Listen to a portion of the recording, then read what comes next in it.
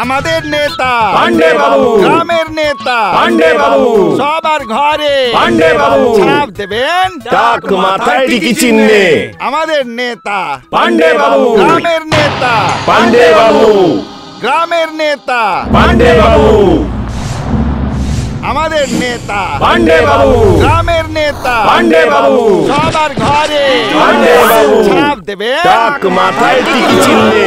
আরে পালো গেল কোথায় সব? আমাকে বাঁচাও, আমাকে বাঁচাও, আরে বাঁচাও, আরে বাঁচাও। এ তো আমাদের ষাঁড় ভোলা। ভোলা যদি একবার গুঁতিয়ে দেয় তাহলে প্রধান নির্বাচন দূরের কথা নিজের পায়েই দাঁড়াতে পারবেন না। কেউ আছে? বাঁচাও, বাঁচাও। ওরে বাবা রে, ওরে বাবা রে, ওরে বাবা রে। এবার কি যে হবে, ভোলা তো মেরেও ফেলতে পারে। ওরে বোকা টল, যদি আমায় গুটিয়ে দেয় তাহলে আমার টিকিটে বেঁধে তোদের তুলে তুলে আছাড় দেব, এটা বলে দিলাম। আমার টিকিট দিবি, গুটোস না বাবা। ওরে ও বলুয়া, থাম না বাবা। ওরে শোন, আমি তো গ্রাম প্রধান, পিটি উষা তো নই। আরে আর তো দৌড়তে পারছি না আমি। আরে তাহলে ওকে ডেকে নাও না। আরে কাকে?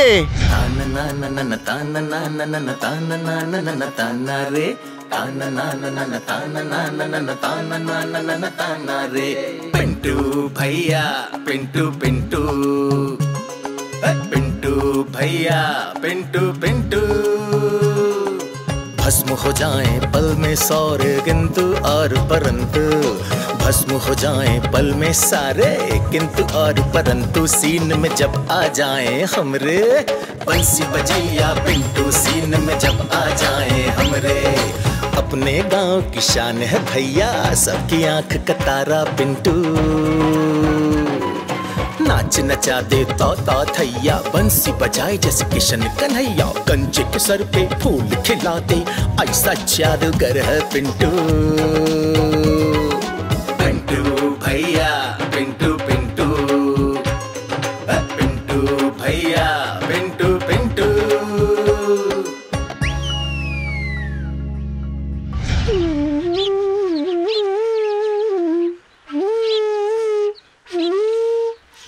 ও পিন্টু দাদা, পিন্টু দাদা, ও পিন্টু দাদা, পিন্টু দাদা, পিন্টু দাদা। আরে কি হয়েছে বিশু, ষাঁড়ের মতো গলা কেন ফাটাচ্ছিস? হ্যাঁ, কারণ ওখানে তোমার ষাঁড় একটা কাণ্ড ঘটিয়েছে গ্রাম প্রধানের সঙ্গে। কি? আমার ষাঁড় মানে ভোলা? কিন্তু আমি তোকে মোড়ের মাথায় বট গাছে বেঁধে এসেছিলাম। কিন্তু এখন আবার কি করলো?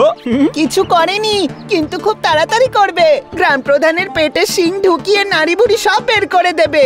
এখন তো শুধু লাল ধুতি দেখে গ্রাম প্রধানের পেছনে ধাওয়া করেছে, তাও আবার শিং উঁচিয়ে।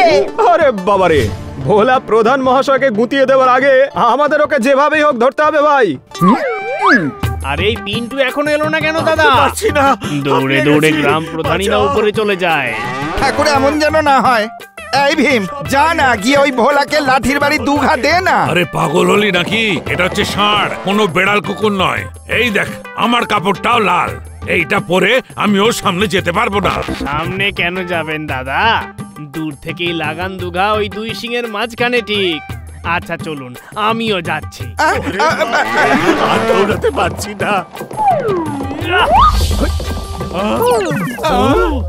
আরে আরে, এসব কি করছো শঙ্কর দাদা? একটা অবলা জীবকে তোমরা এভাবে মারতে যাচ্ছ। আরে মারবো না তো কি করব আমরা? আমরা না মারলে অত গ্রামের প্রধানকেই মেরে দেবে। আমরাই জানি ওই ভোলা গ্রাম প্রধানের কি অবস্থা করেছে দৌড় করিয়ে করিয়ে।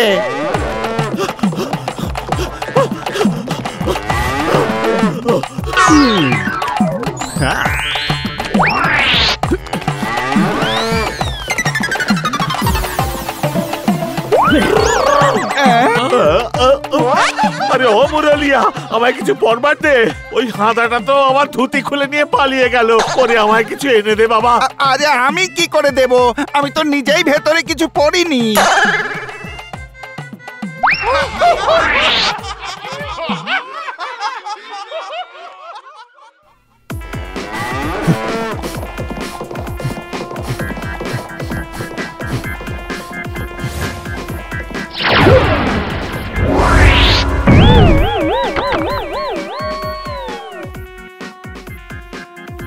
আরে পিন্টু, তোর এত বড় সাহস, তুই আমাদের গ্রাম প্রধানের ধুতি খুলে দিলি। যদি গ্রাম প্রধান ধুতির ভেতর কিছু না পড়ে থাকতেন তাহলে একবার ভেবে দেখ কি কাণ্ডটা ঘটতো। আরে অদ্ভুত কথা বলছো তুমি কাকা, এত বয়স হয়ে গেছে তোমার, তবু এখনো মূর্খের মতোই কথা বলছো। আরে তোর সাহস তো কম নয়, আমাকে মুখ্যু বলছিস তুই? আরে তা না তো আর কি বলবো। ভোলা গ্রাম প্রধানকে দেখে নয়, গ্রাম প্রধানের এই লাল ধুতি দেখে দৌড়চ্ছিল পেছনে, বুঝলে? তোমার মাথায় তো দেখছি খুব বুদ্ধি। সাবাস পিন্টু বাবু, অসাধারণ। থ্যাংক ইউ বন্ধু। আমার নাম হলো পিন্টু। দেখতে আমাকে যেমনই হোক, কিন্তু ভুলেও ভেবো না আমাকে আহাম্মক। এমন কান টেনে ছিড়বো না, জোড়া লাগাতে মুশকিল হবে, বুঝলে? আখ কাটছিলি না, আখ রোদে শুকিয়ে কাঠি হয়ে গেছে, আর তোর বাজার যাবার সময় হলো না, অকর্মণ্য কোথাকার। ও ফাদার, টেনশন নট যখন আছে তোমার ছেলে পিন্টু। এটাই আমার পোড়া কপাল, অপদার্থ। যে ভগবান আমাকে এত বড় একটা মোটা গোপ দিল, তিনিই আমাকে তোর মতো একটা অপদার্থ অকর্মণ্য ছেলে দিল। এখন আর কি করবে বলো, নখ তো বিড়ালেরও থাকে, কিন্তু সে তো আর বাঘ হতে পারে না। কি বললি? আমি বিড়াল? আমার গোপ নিয়ে তুই ঠাট্টা করছিস, অপদার্থ? আরে ও মুরারি বাবা, আরে আমাকে বাঁচানোর নামে লোকজনের সামনে আমার ধুতি খুলে নিয়ে চলে গেল ওই হাঁদা পিন্টুটা, পাজির পাজামা। এসব কিছু দেখে আমার রক্ত গরম হয়ে উঠছে মালিক। এর একটা ব্যবস্থা তো করতেই হবে আমাদের। আরে সেসব পরে ভাবা যাবে, আগে তো আমাকে বাড়িতে নিয়ে চল। আমার দেহের কলকবজা পুরো ঢিলে হয়ে গেছে রে, গায়ের ব্যথায় মরে যাচ্ছে রে ভাই। আরে আস্তে তোল।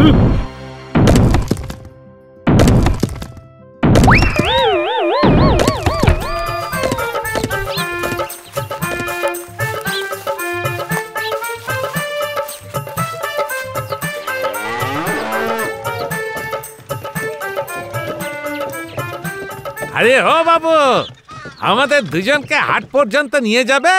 10 টাকা ভাড়া দেব, একদম নগদ। হ্যাঁ, আপনি শুধু মুখেই বকবক করেন পণ্ডিত মশাই। আপনি এত বড় একজন কিপ্টে যে আপনার হাত থেকে জল পর্যন্ত গলে না মশাই। আরে কি সব বলছো তুমি? এই দেখো গলল কিনা। না পণ্ডিত মশাই, আপনি আমাকে ক্ষমা করবেন। আমার বলদ এই পাহাড় মানে হলো জিনিসপত্রের বোঝা বহন করে, কিন্তু এই পৃথিবীর বোঝা বহন করে না। আপনাদের দুজনের পাহাড়ের মতন ওজনে আমার গাড়িটা মড়মড় করে ভেঙে পড়বে বলে দিচ্ছি। দেখুন, আমার দ্বারা হবে না, আপনি অন্য কোথাও যান। হ্যাঁ, এই দাঁড়া দাঁড়া বলছি, আমার গিন্নিকে তুই পাহাড় বলছিস? দাঁড়া। নাটক! ও শুধু আমাকে নয়, তোমাকেও পাহাড় বলেছে। এমন কিপ্টে মানুষ বাবা আমি জন্মেও দেখিনি। বললাম একটা ভাড়ার গাড়ি করো, করেছ? এখন শোনো সবার কথা।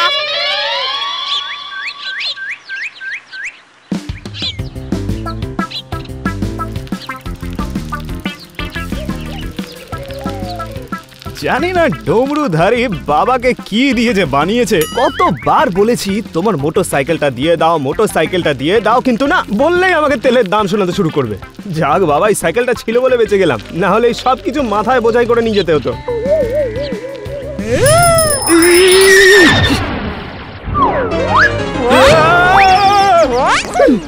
আরে বাবা ভাবিস না, উল্টবে না।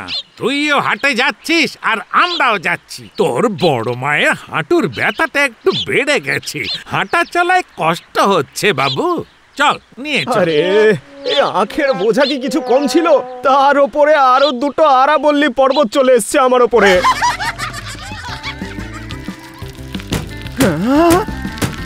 আরে আমার সঙ্গে একটু কথা বল পিন্টু।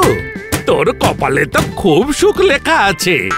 আসলে এই হচ্ছে প্রসাদ গড়করির খেল। আমি নিজের হাতে তোর কুস্তি তৈরি করেছিলাম। বল দেখি, কোনো সমস্যা হচ্ছে কি এই সাইকেল চালাতে? না না, সমস্যা কি? কোনো সমস্যা নেই কাকা, সব ঠিক আছে সব। হবে কেন? সমস্যা কেন হবে? আমাদের দুজনের ওজনই তো খুব কম। কিন্তু বড় মা, তোমার ওজনটা এত কমে গেল কি করে? মানে এত রোগা হয়ে গেলে কি করে? ব্যায়াম করি রে, রোজই আমরা ব্যায়াম করি, বুঝলি তো? তার উপর দুপুরের আগে পর্যন্ত দাঁতে একটা অন্যের দানাও কাটি না, শুধু চায়ের সঙ্গে ৬-৭টা টোস্ট। আরে তার মানে খুব সমস্যা হয় তোমার তাহলে। এই গ্রাম প্রধান তো দেখছি এবার আমার মাথায় চড়ে বসেছে। ওনার কোমরে ব্যথা আছে, বাড়িতে এত চাকর বাকর, অথচ আমাকেই কিনে পাঠালো বৈদ্যমশাইয়ের কাছে ওষুধ আনতে। হতচ্ছাড়া ভোলা, না জানি ওর জন্য আর কত খেটে মরতে হবে আমাকে। সত্যি বাবা, কাউকে দেখতেও পাচ্ছি না, অত দূর হেঁটে হেঁটে যাবো কি করে? খুব ভালো হয়েছে প্রভু, পেয়ে গেছি। পিন্টু, আয় আয় আয়। এই কাজটা কিন্তু তুই একেবারেই ঠিক করলি না পিন্টু। আমি? আরে আমি আবার কি করলাম কাকা? আরে সরাসরি তুই করিসনি, কিন্তু তোর এই ভোলা তো আমাকে আর গ্রাম প্রধানকে দৌড় করিয়ে করিয়ে এমন অবস্থা করেছে যে কবে বিছানা থেকে উঠবো সেটা উপরওয়ালাই জানে। এতে আমি কি করতে পারি? পুরো গ্রামের লোকই তো জানে যে ভোলা লাল রং দেখলেই খেপে যায়। তাহলে গ্রাম প্রধানের লাল ধুতি পরার দরকার কি ছিল? হ্যাঁ, আচ্ছা যখন পড়েছে তখন ভোলার সামনে যাবার কি দরকার ছিল? তোমার কোনো দায়িত্ব আছে কি নেই? হ্যাঁ, তো এই দায়িত্ব পালন করার জন্য আমাকে কি করতে হবে? তবে হ্যাঁ, আমি কিন্তু বৈদ্যমশাইয়ের কাছে যাব না। আরে তুই কেন যাবি বাপু? যাবো তো আমি। আমি শুধু জানি তুই আমায় সেখানে নিয়ে যাবি, বুঝতে পারলি? আরে সর্বনাশ!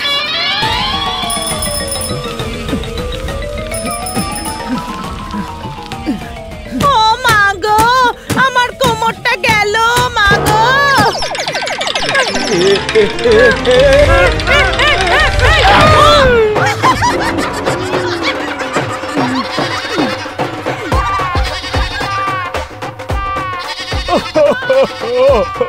ও ডমরুধারী, ছোট থেকে আজ পর্যন্ত তোমার মাথায় ঘটি ভরে ভরে জল ঢেলেছিলাম আমি, আর তুমি আমাকে আজ পর্যন্ত কাউকে না বলতে শেখাওনি।